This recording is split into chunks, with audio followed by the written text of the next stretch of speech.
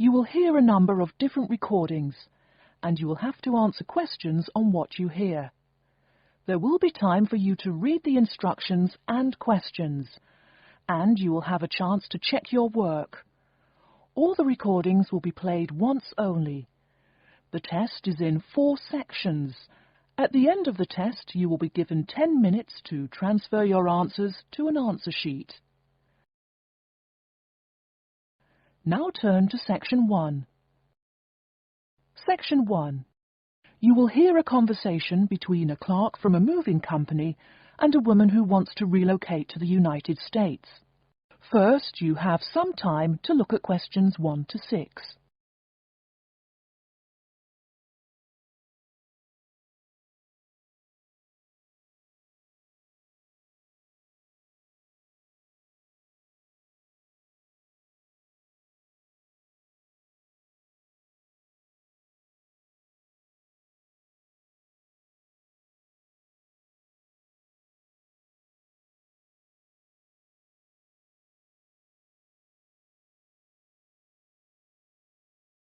You will see that there is an example which has been done for you. On this occasion only, the conversation relating to this will be played first. Good morning, ma'am, and welcome to Australia's Moving Experience. How can I help you? Well, I hope you can help me. I'm so up in the air right now. Just calm down now. Let me guess. You're moving and it has you a little confused. That's it exactly. You see, I'm relocating to the United States next month, and I'm having a hard time getting organised. Here, fill out your name and address and let me ask you a few questions. Oh, what should I call you? My name is Jane Bond. The woman says that her full name is Jane Bond, so Jane Bond has been written in the space. Now we shall begin. You should answer the questions as you listen, because you will not hear the recording a second time. Listen carefully and answer questions 1 to 6. Good morning, ma'am, and welcome to Australia's Moving Experience. How can I help you? Well, I hope you can help me. I'm so up in the air right now. Just calm down now. Let me guess. You're moving and it has you a little confused. That's it exactly. You see, I'm relocating to the United States next month, and I'm having a hard time getting organised. Here, fill out your name and address and let me ask you a few questions. Oh, what should I call you? My name is Jane Bond. OK, Jane, first of all, what's your work phone number? In case I have any questions about things. My work phone is 9463 550. But please try not to call me too often there. My boss hates personal calls. So does mine, ma'am. So does mine. And what address should we ship your things to? My new company is letting me stay temporarily at 509 Clark House. That's Clark. 1137 University Drive in Seattle. Seattle? Beautiful city, I hear. Mountains right beside the ocean almost. Cooler than Australia, too. OK, and when should we come pack your things? I guess that would be on Monday, March 11th. Do you want any help with an after-packing clean-up? We do that for a small additional charge. Yes, that would be helpful. I promised the landlord I'd give her the keys back by 5 p.m. on Thursday the 14th. Great. We'll just schedule the clean-up for that day. That way, the place will smell clean and there'll be no dust. Well, you do think of everything. Oh, how much is this going to cost? Here is a list of our basic prices. Oh dear, this seems rather expensive. Yes, ma'am, but you're paying for the best. We're careful and we're fast. Like we say, the only thing we break are speed records getting you moved. Well, maybe that's so. Oh, I nearly forgot to tell you. I don't want my furniture shipped with me. I won't be looking for an apartment till after I arrive in America. Would it be possible to put my furniture in storage here for a month, then have it sent along later? Of course, we do that all the time. A couple of other things. Here at A Moving Experience, we try to pack your things logically. We don't just throw stuff in boxes. Before you hear the rest of the conversation, you have some time to look at questions 7 to 10.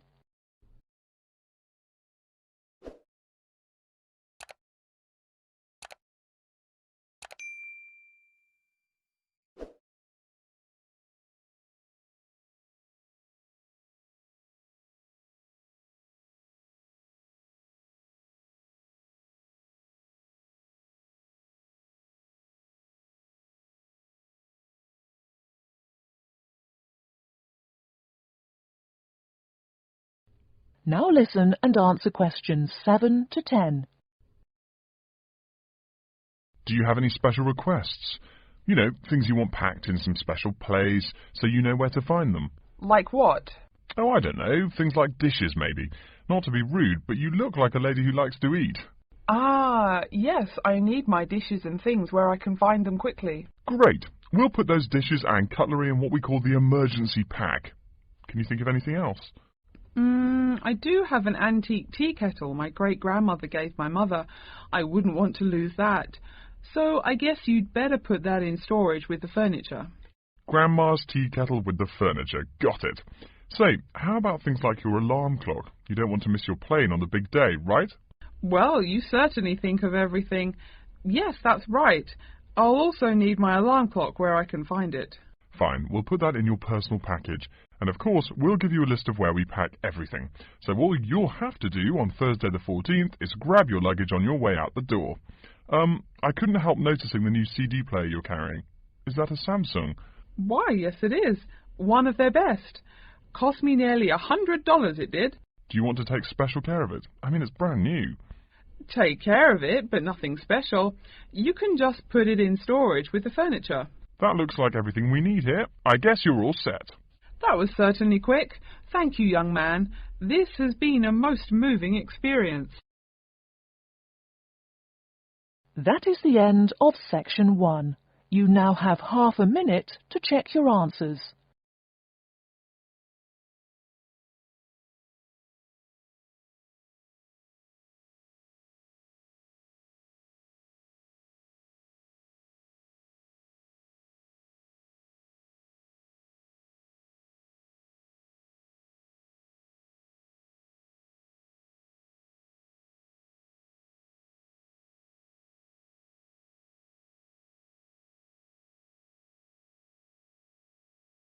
Now turn to section 2.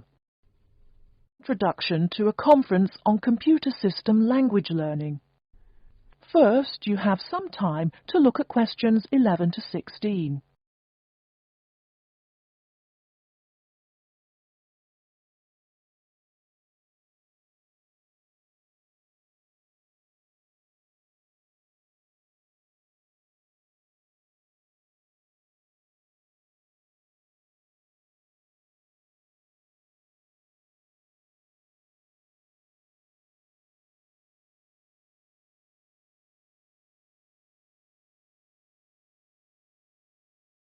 Now, listen carefully and answer questions 11 to 16.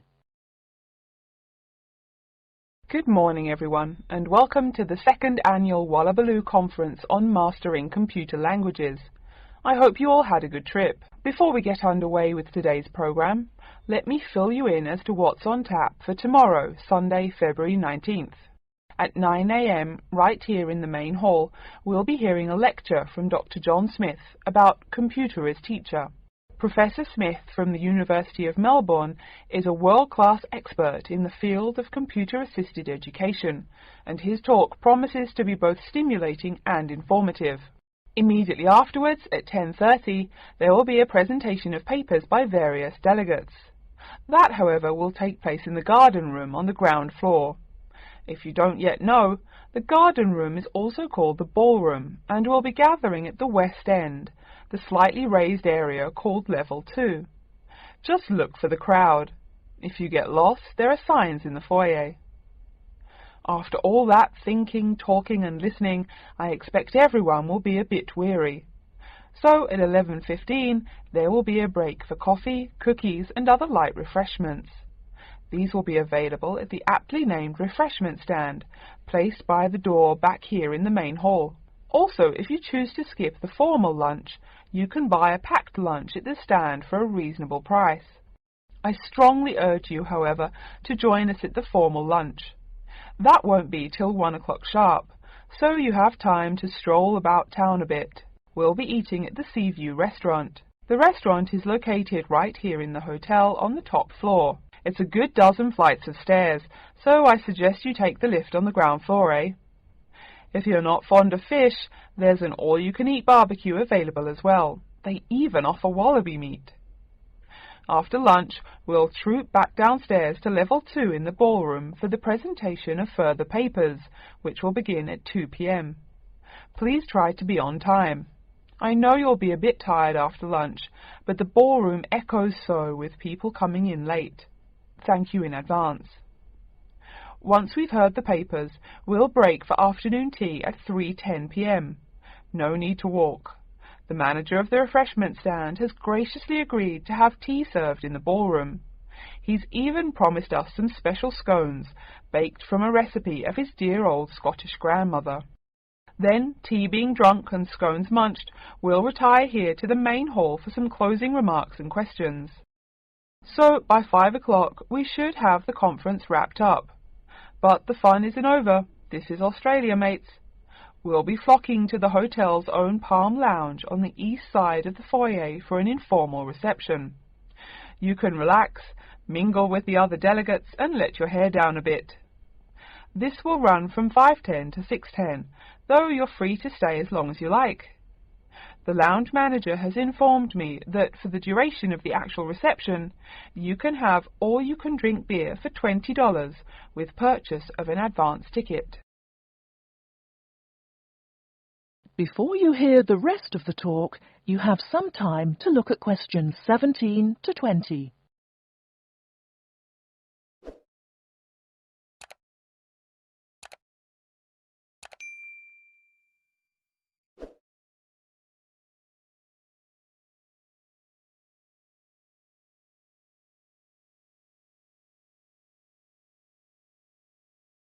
Now listen and answer questions 17 to 20.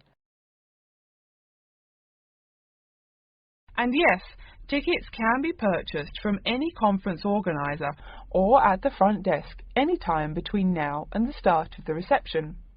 I suggest you come by tomorrow evening to pick up the tickets, since the conference hall only holds 800 people. That way you can also get your journey planned ahead of time and be sure not to miss this truly memorable conference. If you want cocktails, however, I'm sorry, you'll have to pay for those at the regular price. Oh my goodness! Speaking of paying, I see I forgot to tell you a couple of things. The first is about lunch. The charge for the lunch will be $15 for all you delegates.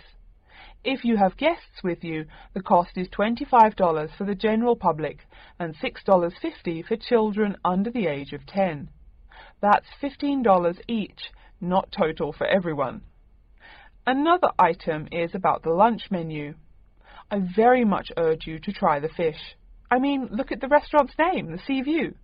As the name suggests, it is a famous seafood restaurant. The chef is a Basque from Spain, and he really gets quite put out when people ignore his fish specialities for burgers or barbecue. If fish isn't your thing, though, try the steak. He makes an exquisite filet mignon topped with blue cheese and mushrooms.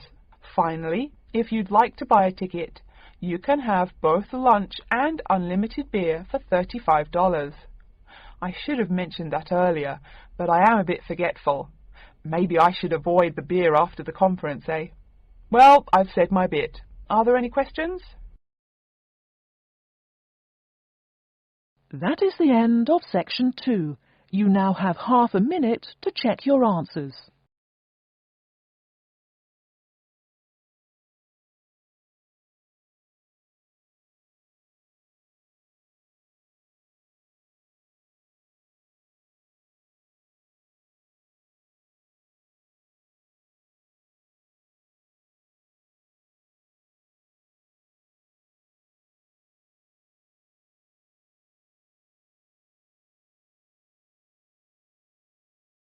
Now turn to section 3.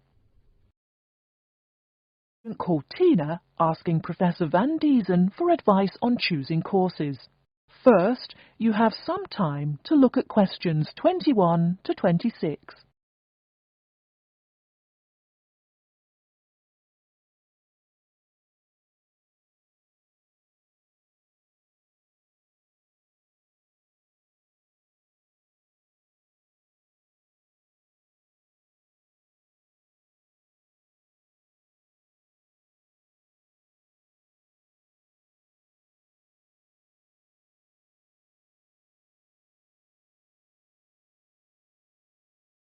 Now listen carefully and answer questions 21 to 26.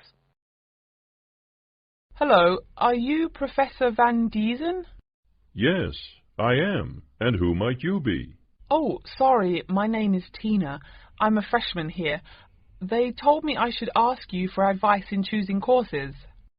Well, that's part of what I'm here for. Please come in and sit down. Now, what are your questions? I almost don't know. Everything is so confusing. Like, what is a specialized course? Oh, easy. A specialized course is one that is compulsory, meaning it's a requirement for your major, and regular, so you can't place out by taking a proficiency exam. That sounds pretty strict. Then what are all these general courses? I seem to have to take so many. Nothing to be alarmed over. These are courses open to all students and not directly related to your major.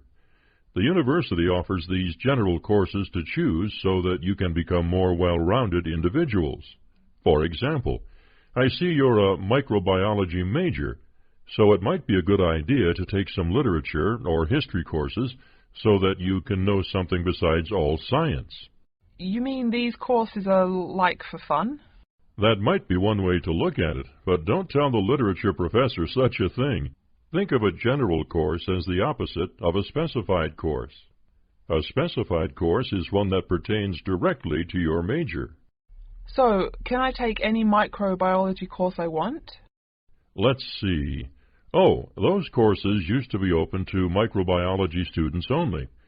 The good thing is now it's open to students on a flexible schedule, so it's not only for full-time students. So the answer is yes, if you have the instructor's permission. May I ask you why you chose microbiology? Well, I also like plain old biology too. You know, full-size animals. I might even become a veterinarian. Could I take some biology classes? Well, they are open to full-time students only, which I believe is what you are. I don't know how a freshman would get along with microbiology, though. I mean, most of the students presently looking into it are from off-campus. Off-campus? Yes, you know, people who use it in their work at hospitals, laboratories, even a police detective. Why did you choose microbiology, if I may ask? I don't think you quite answered that. Well, eventually I want to be a doctor. At least my dad tells me so. If I may say so, young lady, you seem a little uncertain. Still, I think that might be a good idea for a career. Of course, if you're thinking about being either a doctor or a vet, you should take some medical science classes before you even think of applying to med school. Great! What should I take? There is one small problem. The new medical sciences building is under construction, so there are no experimental facilities available until next year. I'm afraid you'll have to wait. But don't forget to take those courses at the first opportunity. Oh, bummer. Is there any other course you'd recommend for someone like me? Well, since you seem to like animals, have you ever thought about looking into environmental science? No, I never really thought about it before. Is it worthwhile? Quite. In fact, it's the fastest growing subject on this campus. Before you hear the rest of the talk, you have some time to look at questions 27 to 30.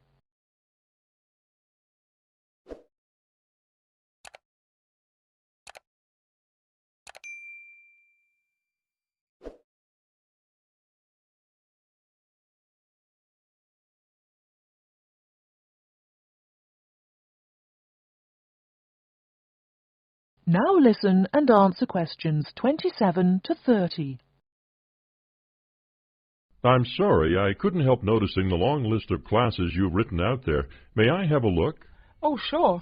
Medical science, statistics, laboratory techniques, medicine, mathematics, computing. My, a bit of everything here. Is it too much? For your first semester, yes. What I suggest is starting out by taking the compulsory courses. Like we said before, the medical science can wait. Consider taking that in your sophomore year. I think I'd put off computing, too. I recommend to all freshmen that I talk to get the compulsory mathematics out of the way as early as possible, So take that one. It'll be one less difficult course you have to focus on when the science lab opens next year, and you have to catch up on classes like laboratory techniques. Your major also requires statistics, so you have to balance 2 math classes, and no doubt you should take that. Otherwise, get your required medicine course out of the way by taking something theory-based. Oh, of course, and your environmental science class, if you're interested. The others can wait, though I think computing is definitely a good idea, even though it's not required. I see, too, on your paper there, you seem to have had high marks on the entrance exam. Yeah, I guess so. Don't be shy. Have you thought about applying for a scholarship? Do they have any? I mean, my dad is always complaining about how much money it costs him. In your department, there are actually 3 full scholarships available. They cover tuition and provide $1,500 cash. $1,500 cash? Party! Please, miss, the money is intended more as a textbook allowance, not party money. If you promise to behave, I'll show you how to apply. Great, and thanks. That is the end of Section 3. You now have half a minute to check your answers.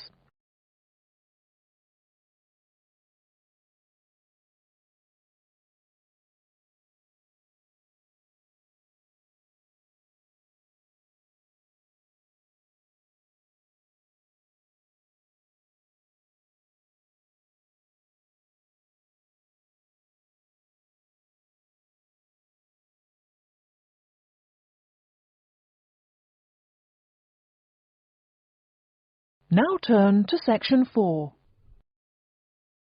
Lecture about how to choose flooring materials. First, you have some time to look at questions 31 to 40.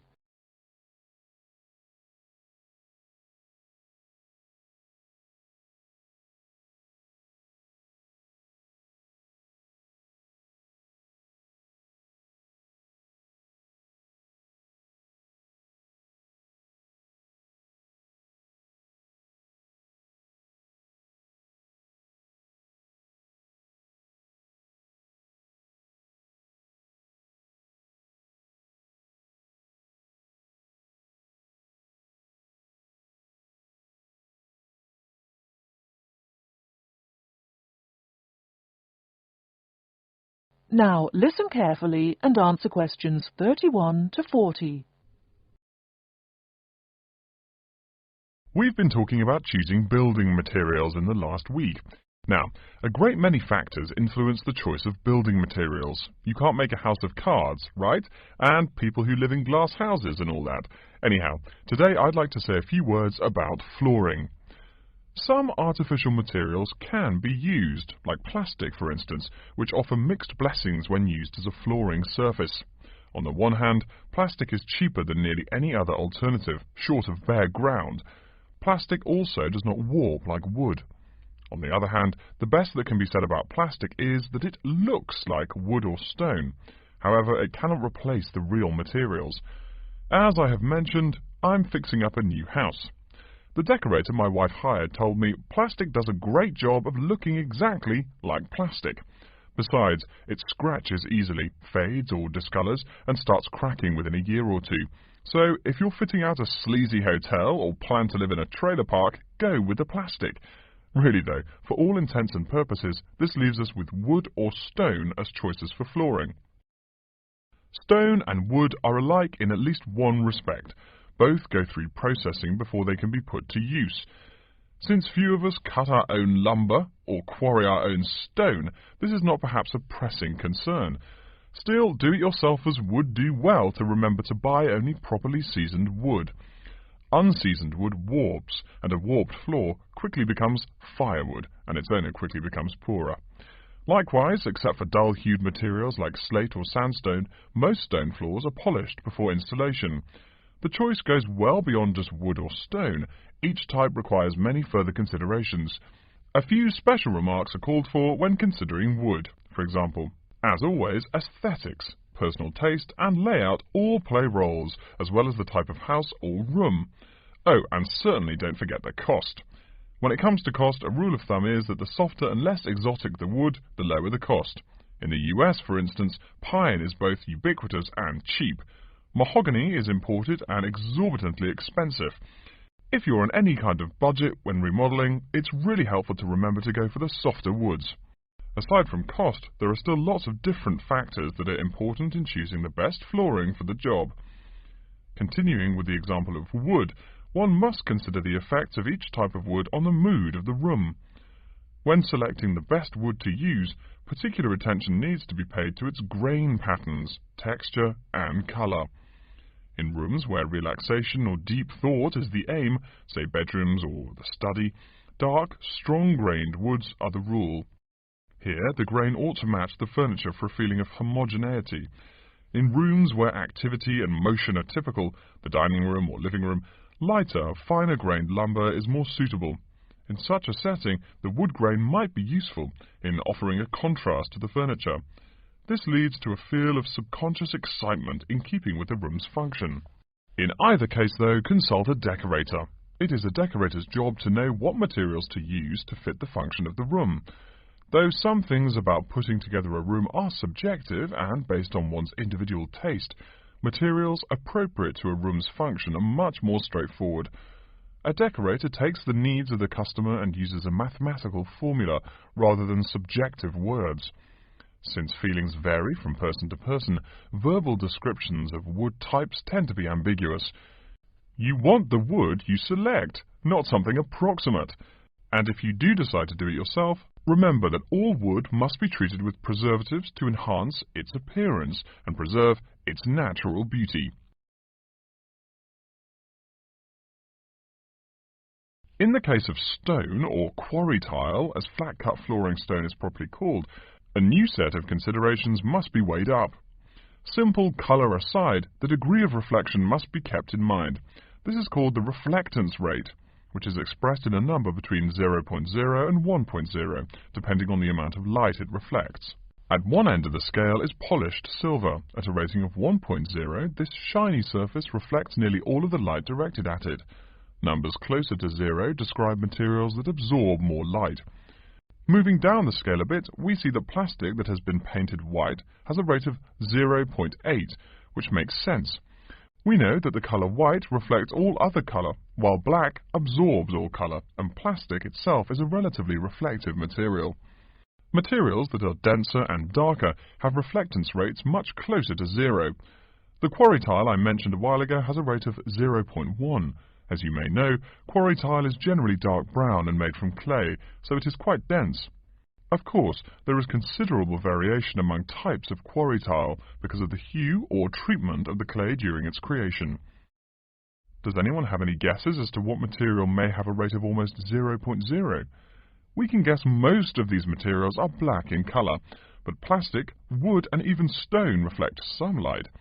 One material with a rate of almost 0.0 is black velvet. The texture produces almost no shine at all. Carrara marble, despite its white hue, is actually lower in reflectivity than black onyx. In any case, the fact that tiles vary somewhat should not be forgotten. A highly reflective floor would not be suitable in a library. It would be indispensable in a ballroom, should your home be large enough to feature one. Again, a rule of thumb is that light means lively. Since form and material follow function, one should only use the more reflective materials in rooms where the cultivation and expression of energy is important.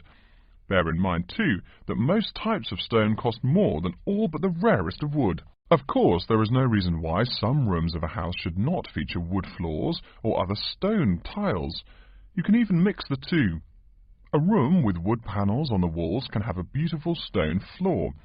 My bedroom has white birch walls and a light blue slate floor.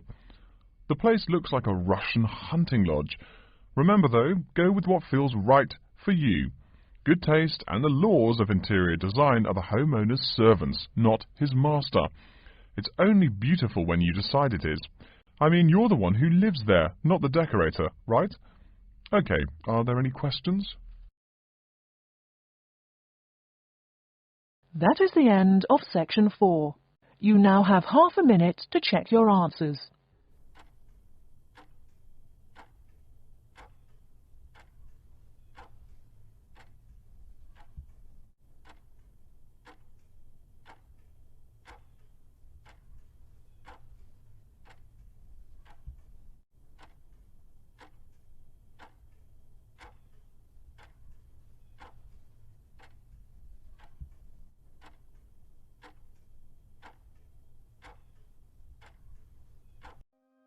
That is the end of the listening test. In the IELTS test, you will now have 10 minutes to transfer your answers to an answer sheet.